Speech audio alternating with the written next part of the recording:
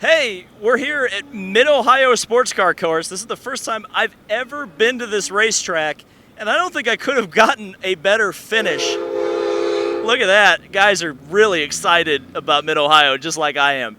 Uh, the freaking train horn. Okay, I gotta tell you guys, this is a track that everybody says TV doesn't do justice. They aren't BSing at this track. It's awesome. It's like a gigantic freaking party. It was actually Mardi Gras. That train horn. It's like actually the theme of the infield this year was Mardi Gras, and it was a lot like Mardi Gras. It was just a big party, really exciting. But at the same time, it wasn't like these people aren't IndyCar fans. It was very obviously a very smart crowd, a joy to watch a race with, a huge crowd. A lot of the people who were talking about this race were talking about how this was one of the biggest crowds they've ever seen here, ever, and that includes the kart years. So I couldn't have a better impression, first impression of Mid-Ohio. Let's talk about the race.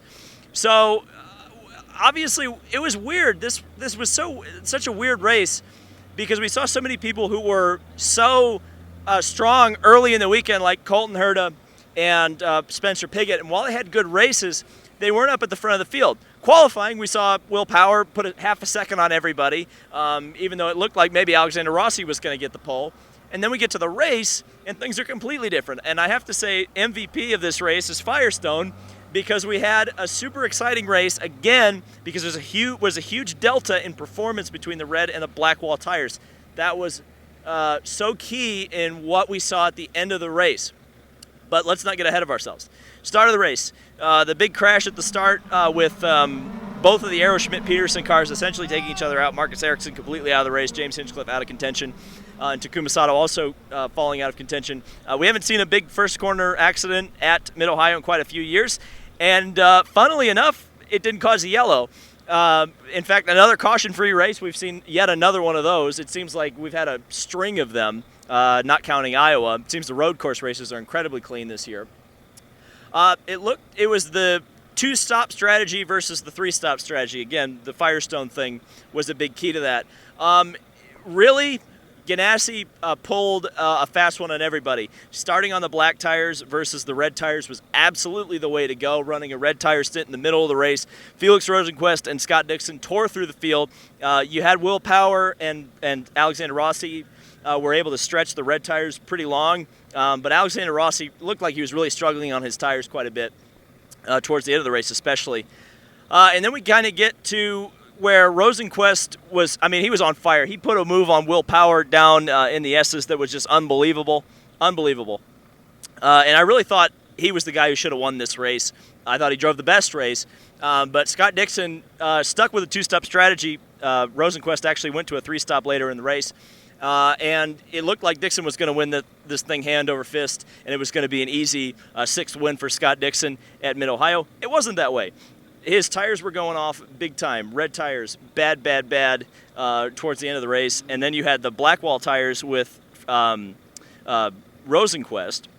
that were able to get him up to Scott Dixon. But then you had Scott Dixon on old used reds and guys like Marco Andretti, Takuma Sato on new reds, able to chase him down and almost pass him.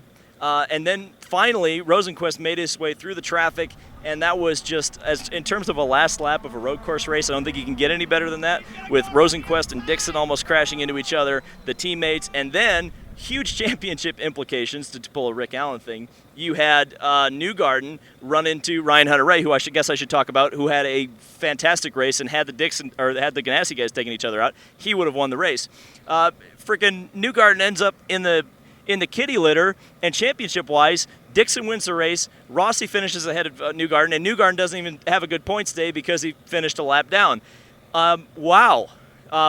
Pretty much Newgarden's championship is in shambles at this point because, again, the further we get on in the season, the more Rossi and Dixon start to take the cake in terms of being competitive at these tracks like Pocono and Portland and such. So yeah, Scott Dixon wins his sixth Mid-Ohio race. He's the only driver ever to repeat a win here, and he's done it 6 times over. That's unbelievable. And again, Scott Dixon just driving very, very well. that's going to be the fun thing about this, is seeing Dixon possibly chase down Rossi and Newgarden in the championship. So a very positive review of Mid-Ohio. I hope TV did it justice, and I hope the TV rating on NBC is really good, because this race deserves it. Thank you guys so much for watching. This has been David Land on YouTube reporting from Mid-Ohio. We'll see you in the next video.